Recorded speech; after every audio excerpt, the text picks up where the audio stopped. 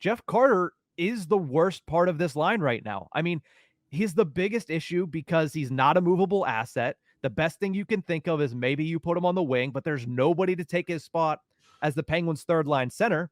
And what does he bring to this line? What does he bring to this team at this point with the way he's playing, Horwat? If you ask the coaching staff at this point, even it might just be faceoffs. How about the gimmick that he's getting run out there for overtimes?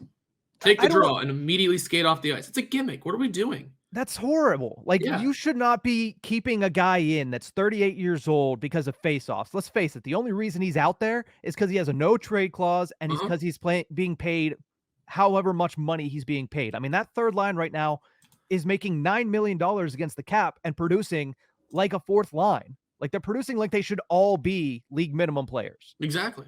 I understand that faceoffs are important to the game, but not important enough to keep somebody whose literal only asset to the team is that he can win faceoffs. Yeah. Like that's the biggest issue right now is, listen, Jeff Carter might be great in that locker room, might be good friends with Ron Hextall.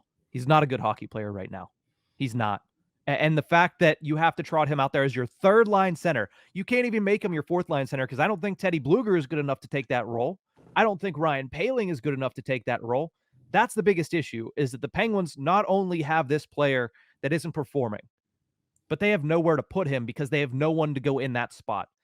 And we've talked for a long time about what that does for Ron Hextall and what kind of mark that is in his ledger.